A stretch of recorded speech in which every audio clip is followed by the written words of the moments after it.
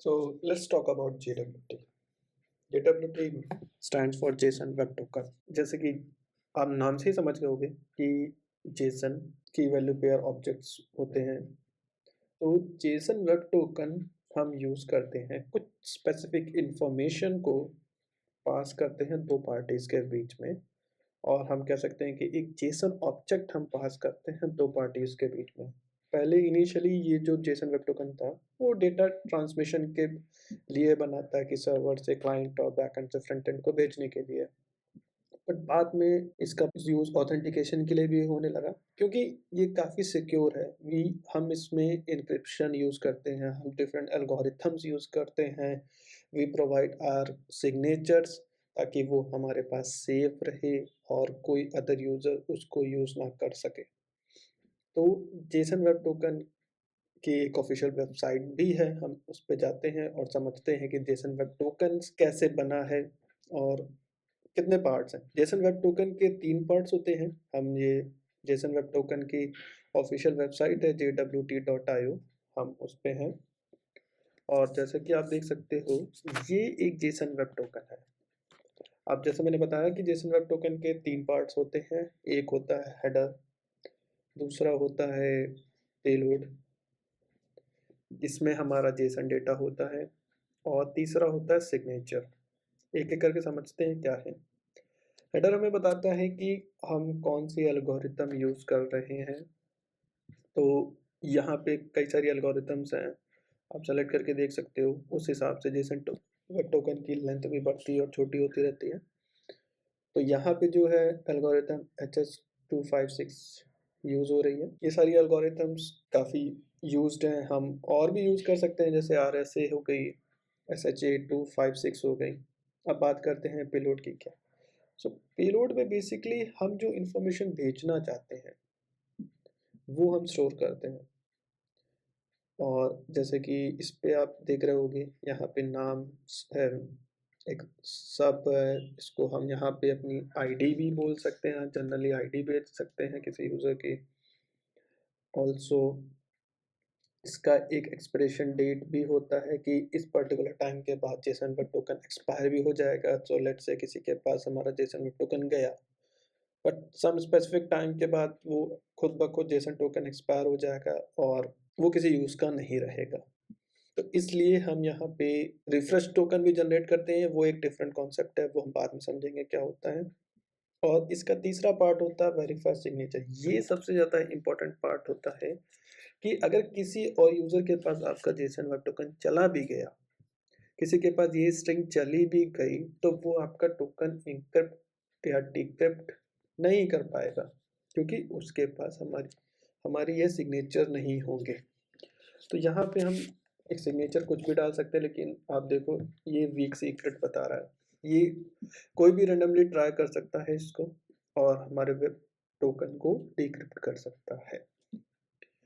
तो इसके लिए हम प्राइवेट कीज़, RSA ऐसा यूज़ करते हैं, जो कि काफ़ी बड़ी होती है, और उसको और जब ये टोकन बनता है तो ये डिक्रिप्ट करना काफ़ी इम्पॉसिबल हो जाता है। तो अब देखो जैसे-जैसे मैं यहाँ पे टाइप करता जा रहा हूँ, ये आपका सिग्नेचर भी चेंज होता जाता है। किसी और के पास ये गया टोकन और उसके पास अगर सिग्नेचर नहीं है, तो वो आपका टोकन डिक्रिप्ट नहीं कर पाएगा। यही वजह है कि जेसन वेब टोकन को काफ़ी ज़्यादा सिक्योर बोला जाता है। तो हम एक एग्जांपल से समझते हैं कि बेसिक इम्प्लीमेंटेशन क्या है, उसका कैसे करना है। तो लेट्स से कि ये हमारा एक यूज़र है और ये हमारा एक बैकएंड सर्वर है। तो लेट्स से ये हमारा यूज़र है, यूज़र ए, और ये हमारा सर्वर है। तो ये क्या करेगा, इनिशियल पहला क्या होता है स्टेप, ये लॉगिन करता है, कुछ क्रेडेंशियल्स होते हैं इसके पास, या वो साइन अप करता है, एंड बदले में वो जेसन वेब टोकन क्या करता है, सर हमारा सर्वर क्या करता है, इसको एक JWT टोकन देता है। तो इसने एक JWT टोकन दिया। अब जब ये हम बोलते हैं लेट्स से कि हमने लॉगिन करा, तो हमने लॉगिन यूज़र ने यूज़र और पासवर्ड से किया, तो बदले में हमने क्या किया कि उसका टोकन जनरेट करा।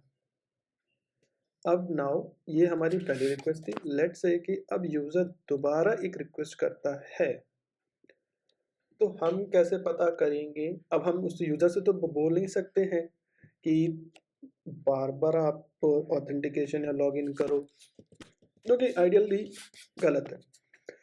तो हम क्या करते हैं, हम जब रिक्वेस्ट भेजते हैं तो हम हेडर में, रिक्वेस्ट की हेडर में अपना JWT टोकन भी भेजते हैं। अब बदले में हमारा सर्वर ये टोकन ले जाके उसको वेरीफाई करता है विद आवर सिग्नेचर। बाद में हम देखेंगे कैसे, कोड में चल के देखेंगे कि हम कैसे इसको वेरीफाई करेंगे। अगर ये आपका वेरीफाई हो जाता है तो ये आपको लॉगिन करेगा, इसका रिस्पॉन्स देगा, एल्स वो आपका लॉजिक है, आप उसको लॉग आउट कर दें, या depends on you, depends on the how we are implementing our client और फ्रंट एंड, वो हम कर सकते हैं। तो ये बेसिकली एक प्राइमरी पर्पस होता है कि JWT टोकन कैसे वर्क करता है। तो अब हम देखते हैं कि किस पर्पस के लिए यूज़ कर सकते हैं। जैसे मैंने बताया कि हेडर, पेलोड और सिग्नेचर है। दूसरा हम उसमें अपनी यूज़र इन्फॉर्मेशन भेज सकते हैं, परमिशन भेज सकते हैं, सेशन डेटा भेज सकते हैं, क्योंकि JWT स्टेटलेस होता है। मल्टीपल सर्वर्स के बीच में भी हम एक JSON वेब टोकन यूज़ कर सकते हैं। अब क्या होता है, हमारे पास हम सारा कुछ एक ही सर्वर पे डेटा नहीं डाल सकते हैं, तो हम मल्टीपल सर्वर्स, हाई अवेलेबिलिटी के लिए मल्टीपल सर्वर्स क्रिएट करते हैं।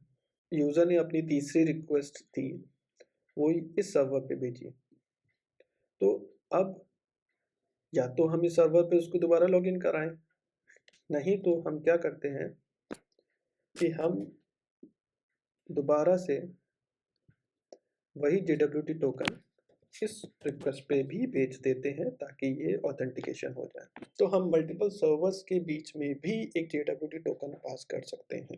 तो नाउ सिक्योरिटीज हैं इसमें, हम JWT इंक्रिप्टेड है। दूसरा technique to verify JWT signatures, जैसे मैंने बताया इसका एक्सपिरेशन डेट भी होता है। तीसरा, जब एक्सपायर होने वाला होता है फॉर सेशन मैनेजमेंट, हम एक रिफ्रेश टोकन जनरेट करते हैं। बेसिकली रिफ्रेश टोकन जो हमारा होता है, हम एक अदर टोकन डीबी में सेव करके रखते हैं। हम वो बाद में देखेंगे कि कैसे हम एक रिफ्रेश टोकन जनरेट कर सकते हैं, वो कैसे हम यूज़र को एक रिफ्रेश टोकन भेजेंगे जब उसका JWT टोकन एक्सपायर होने वाला है। और दूसरा, हम अब क्लाइंट से हम कैसे भेजते हैं JWT टोकन, तो हम उसको लोकल स्टोरेज में स्टोर कर लेते हैं एंड देन एवरी रिक्वेस्ट के साथ हम वो JWT टोकन भेजते हैं। ठीक है, अब हम देखते हैं कोडिंग में। अब हम जब कोड करेंगे तो आपको और क्लियर होगा कि कैसे इम्प्लीमेंटेशन है, कैसे JWT टोकन हम बना सकते हैं। So let's see how we can implement the JSON web token. So for that I am using Visual Studio Code. आप चाहो तो कोई भी अपना आईडी ही, अपना मनपसंद आईडी यूज़ कर सकते हो। एंड सेकंड, हम इसको जावास्क्रिप्ट मतलब नोड.js में इम्प्लीमेंट करने जा रहे हैं। ये सिंपली हम नोड.js में ही नहीं बल्कि हम इसको और डिफरेंट मल्टीपल लैंग्वेजेस में यूज़ कर सकते हैं। फॉर एग्जांपल जावा में यूज़ कर सकते हैं, पाइथन में यूज़ कर सकते हैं, it depends on your situation. तो फर्स्ट ऑफ ऑल हम जेसन वेब टोकन जनरेट करेंगे, देन हम उसको वेरीफाई भी करेंगे और देखेंगे कि रियल प्रोजेक्ट में वर्क करते हैं तो कैसे हम JWT टोकन को यूज़ करते हैं, कैसे ऑथेंटिकेशन करते हैं। तो इसके लिए हमें एक सर्वर चाहिए होगा, ऑल्सो वेरिफिकेशन मेथड चाहिए। तो अब हमें सर्वर बनाना है तो उसके लिए हमें कुछ डिपेंडेंसीज होती हैं, मतलब कुछ पैकेजेस पहले से ही प्री बिल्ड होते हैं जो कि npm नोड पैकेज मैनेजर में अवेलेबल होते हैं। जेसन वेब टोकन भी वहाँ पे अवेलेबल है। उसके लिए हम सिर्फ एक कमांड यूज़ करेंगे, npm install express and web token. तो ये इंस्टॉल होने लगेगा। और तो फिर नोड मॉड्यूल बन गया। तो so let's first implement the express server. So const express, we can use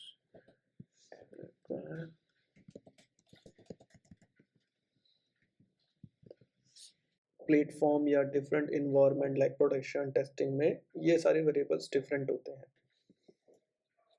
तो हम जनरली इसमें अपना सीक्रेट स्टोर कराएंगे ताकि जब डिप्लॉयमेंट हो तो वहाँ के लिए कुछ एक और डिफरेंट सीक्रेट होता है, तो वो हम रन टाइम पे उसको अवेलेबल करा सकें। एक हम फाइल और बना लेते हैं ऑथेंटिकेशन की। ये जनरली ये है कि मिडिलवेयर होगा। तो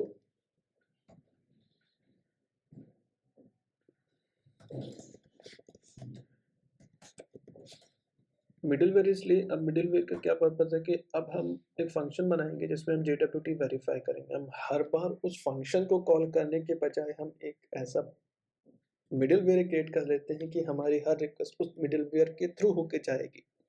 और हम क्या कर सकते हैं कि उस पर्टिकुलर मिडिलवेयर पे अपना ऑथेंटिकेशन कोड लिख सकते हैं। तो इंस्टेड ऑफ कॉलिंग वो फंक्शन, मिडिलवेयर ही वो हर रिक्वेस्ट को लेगा और उसको वेरीफाई, मतलब हम वहाँ पे वेरिफिकेशन कोड लिखने वाले हैं अपना। आइए समझते हैं आगे। तो बेसिक रिक्वायरमेंट्स हो गई हमारी। अब हम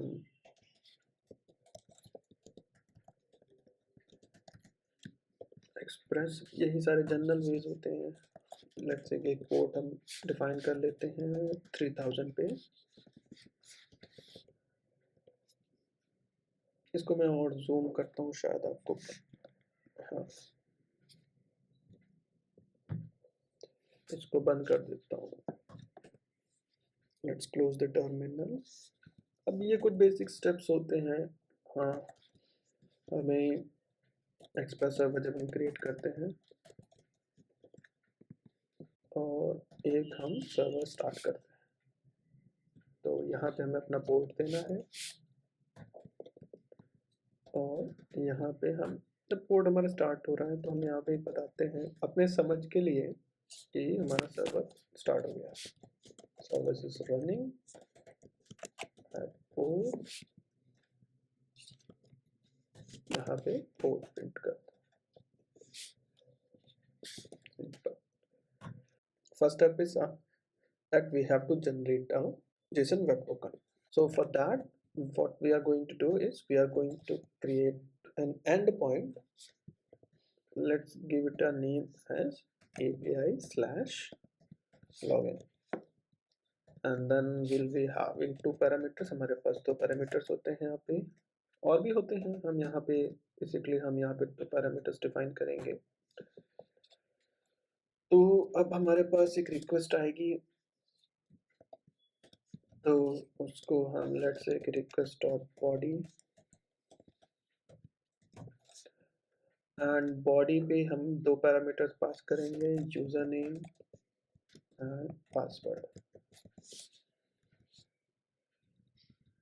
अब उससे पहले लेट्स से कि हमारे पास एक यूजर है DB में जिसकी ID है 1, नेम है उसका आदित्य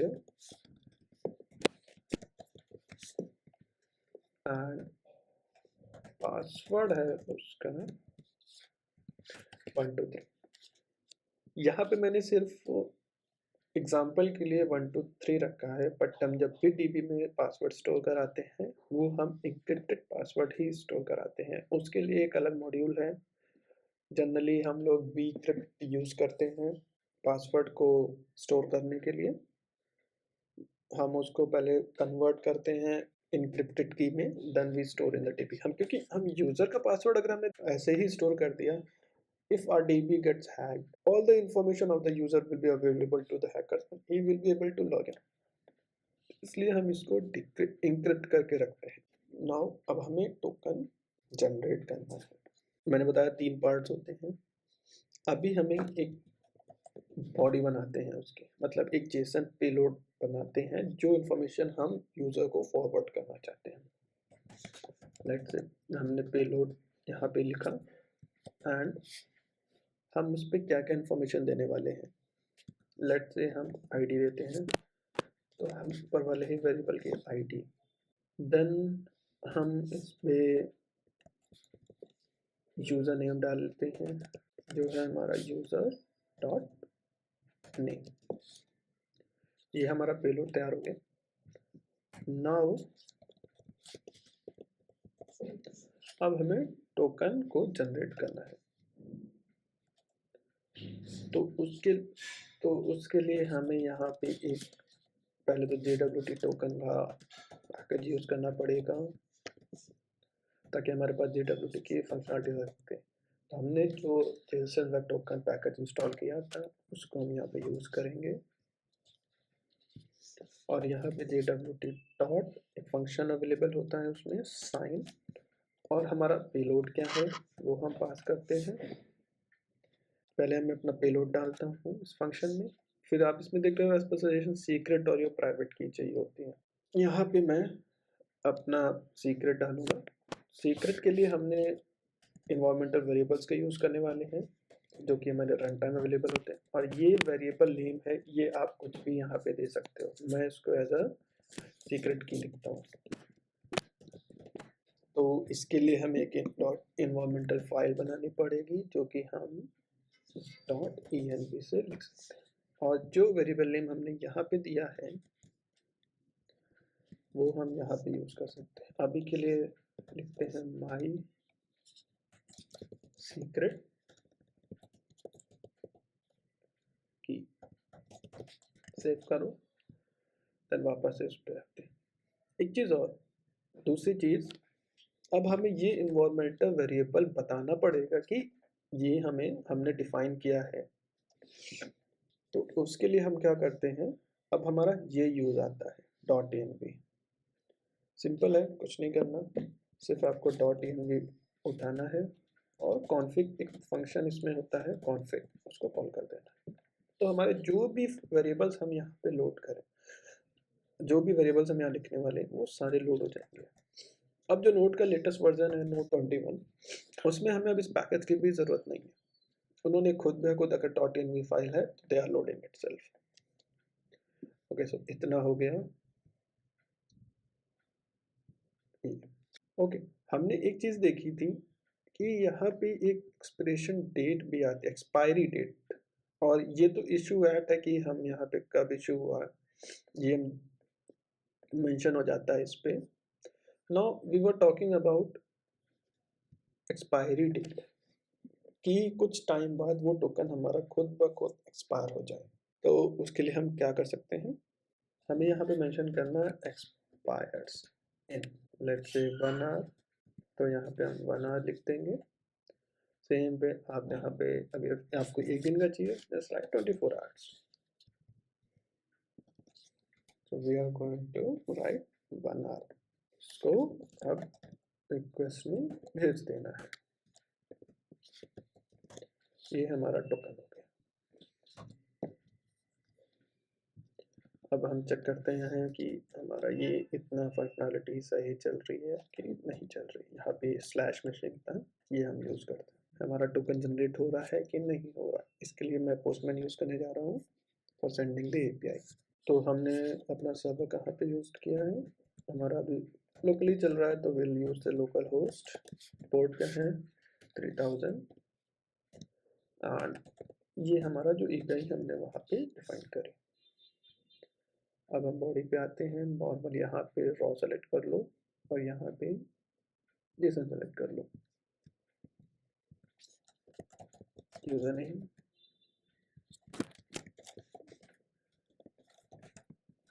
एंड यहाँ पे पासवर्ड। ये हमारी एक लॉगिन रिक्वेस्ट है जिसमें हमें यूज़र नेम पासवर्ड चाहिए होता है। यहाँ पे ईमेल आईडी भी हो सकती है, डिपेंड्स ऑन आप किस तरह के पैरामीटर ऑथेंटिकेशन के लिए यूज़ करना चाहते हो। सो नाउ ये हमारी रिक्वेस्ट तैयार हो गई है। Let's say we to send, we got 3000। Okay, connection refuse, हमने भी सर्वर अपना स्टार्ट नहीं किया है, तो let's start a server, simply node server.js. So it's saying that .env cannot find .env. Okay, we haven't installed .env, so let's install the .env. Install, you can use I also in place of install, so we will write .env. So okay, that is done. Let's start a server. Okay, we have not defined this path, let's comment it for time being.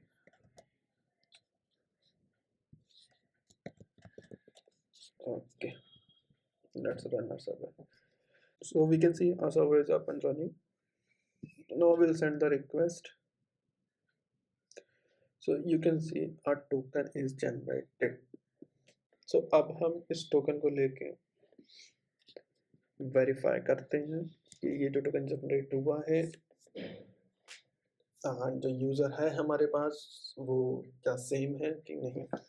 इसके लिए हम क्या करते हैं, एक और request बनाते हैं, let's say this time gate user, कि जब हम टोकन भेजने वाले हैं यूआई से या अपने क्लाइंट से या फ्रंट एंड से, तो हम उसको कैसे भेजते हैं, हम उसको एज अ बेरर टोकन भेजते हैं, and using the in authorization will send it as a bearer token. Paste your token over here.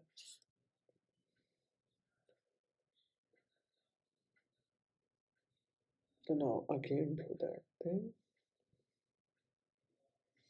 तो मैंने यहाँ पे अपना कोई रिक्वेस्ट नहीं भेजूंगा, मतलब कोई पेलोड नहीं भेजूंगा, एंड देखते हैं कि क्या मुझे इंफॉर्मेशन मिलती है कि नहीं. So what we are going to do is will only send the, हम सिर्फ टोकन भेजेंगे एंड देखते हैं कि जो यूज़र हमारे पास है वो इंफॉर्मेशन उससे वापस आती है कि नहीं. तो let's go back to our IDE. Let's create another API, another endpoint, use API slash get user. ये वही है जो हमने वहाँ पोस्टमैन में बनाई है, request and response. Okay, no, अभी मैंने आपसे इनिशियली बोला था कि we are going to use a middleware, so उसके लिए हम क्या करते हैं,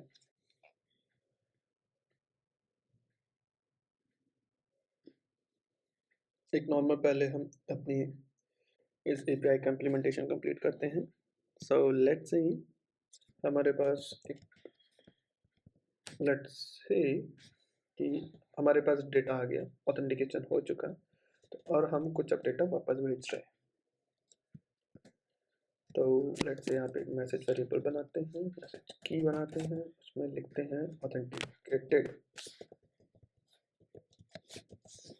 एंड अब हमें यूज़र की इंफॉर्मेशन भी भेजनी है, तो अब हमारे को एक यूज़र चाहिए, पर अब वो यूज़र कहाँ से आएगा, उसके लिए मैंने आपसे कहा था कि will talk about the middleware also.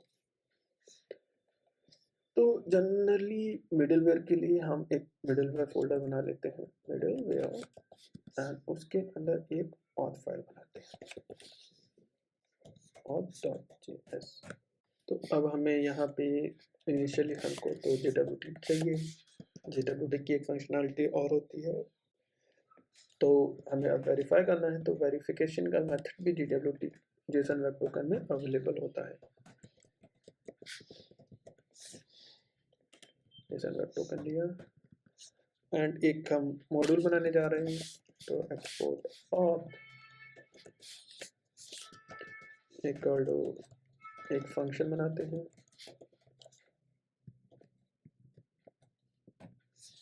यहाँ पे एक्सपोर्ट होता है. नाउ मिडलवेयर में हम यहाँ पे 3 पैरामीटर्स पास करते हैं, एक होता है हमारा रिक्वेस्ट, दूसरा होता है हमारा रिस्पॉन्स, एंड एक और पैरामीटर होता है नेक्स्ट.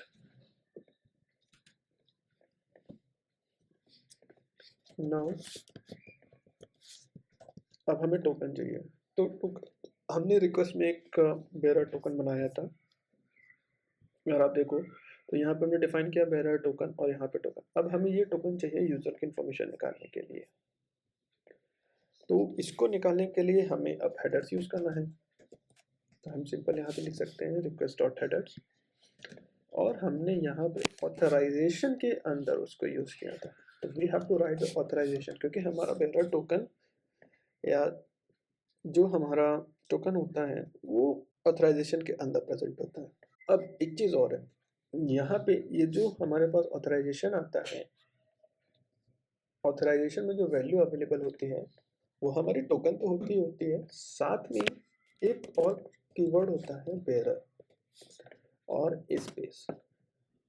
तो हमारी जो रिक्वेस्ट आती है वो समथिंग लाइक दिस आती है। अब हमें तो चाहिए टोकन इससे, तो व्हाट विल डू कि हम उसको स्प्लिट करेंगे स्पेस से, क्योंकि एक स्पेस अवेलेबल होती है। एंड अब आप जैसे जानते हो कि ये जो स्प्लिट है वो एक एरे रिटर्न करता है। टोकन हमारा कहाँ पे अवेलेबल होगा? फर्स्ट इंडेक्स पे। Will get now token from here. Token आ गया। Now we have to verify that कि जो हमने ये टोकन है ये हमारा वैलिड टोकन है कि नहीं। तो उसके लिए फंक्शन अवेलेबल है uwt.verify, इसमें हमें अपना टोकन पास करना है। And second parameter is our secret. ये सीक्रेट सिर्फ हमको पता है, राइट, हमारे सर्वर को पता है, यूआई को नहीं पता। तो व्हाट विल टाइप सीक्रेट की। नाउ एक यहाँ पे हमारे पास कॉल बैक फंक्शन होता है, error and decoded value we can write। If error आती है तब क्या करते हैं, error, तो हम यहाँ से रिटर्न कर देंगे अपना request with response status for not 3, और लेट्स टाइप जेसन डॉट, यहाँ पे मैसेज डाल देते हैं अनऑथेंटिकेटेड, अनऑथराइज्ड, जो भी आपका मन है, ऑथेंटिकेटेड। नहीं तो आप यहाँ पे ये भी लिख सकते हो कि वेरीफाई हुआ नहीं, एक्सेस डिनाइड। नाउ अब वेरीफाई हो, अगर लेट्स से कि वेरीफाई हुआ तो हम रिक्वेस्ट डॉट यूजर पे जो भी इंफॉर्मेशन डिकोडेड वैल्यू पड़ी है वो एज इट इज भेज देंगे एंड यहाँ पे नेक्स्ट कॉल करते हैं। This is how we implement our JWT। Okay, now we'll come here, we'll comment, we'll uncomment this, यहाँ पे इसको चेंज करके मिडिल वेयर करते हैं and there we have all। अब हम इस पे क्लिक करते हैं, अगर हम फाइल पे पहुंच रहे हैं तो हमारा रिक्वायर्ड ये सही है, we are going to the right place. And middleware को यूज करने के लिए will for the API will type auth in between the API name and our function। तो it will default call the your authentication method or your middleware for every request। अगर हम यहाँ पे दूसरी रिक्वेस्ट बनाते हैं तो फिर हम यहाँ पे फिर से auth कॉल कर दो।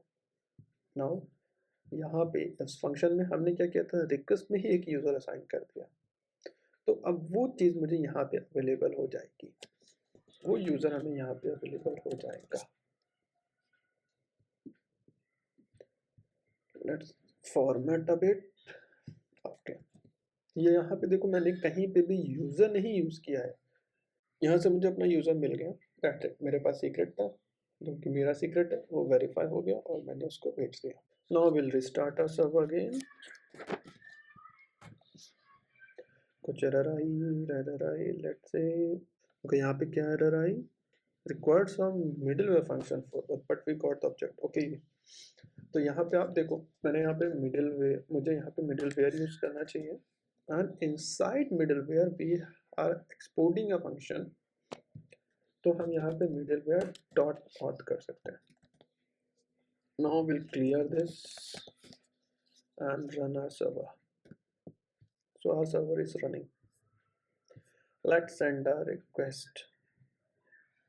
So we got access denied. तो देखते हैं क्या इशू है.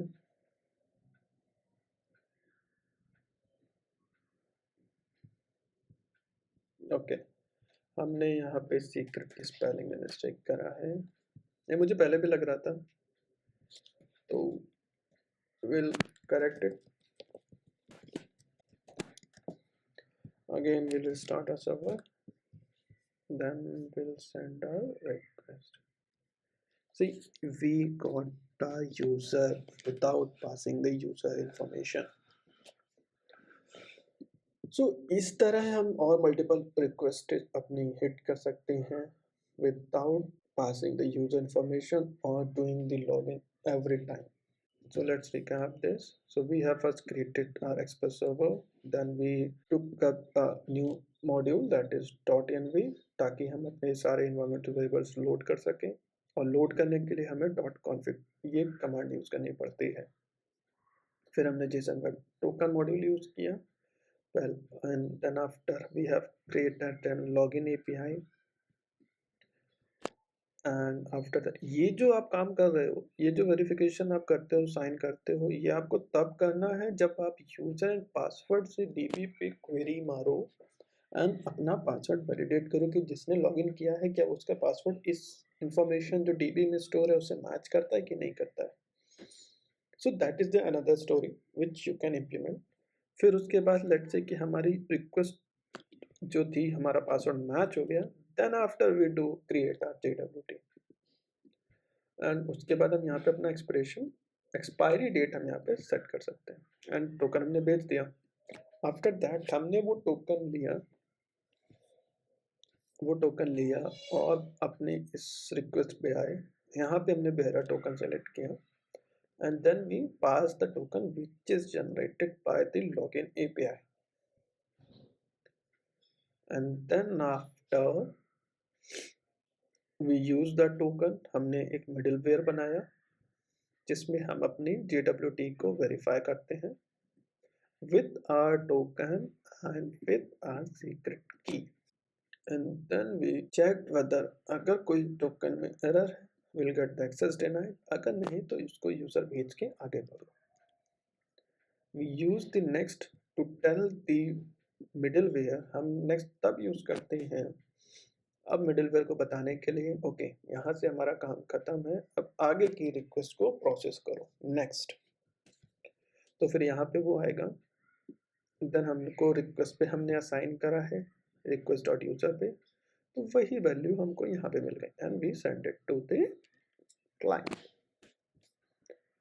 तो हमने जो आर्किटेक्चर पढ़ा था कि हमने पहले लॉगिन की रिक्वेस्ट भेजी, उसने एक JWT भेजा, देन आफ्टर मैंने सर्वर पे एक रिक्वेस्ट भेजी विद आर JWT,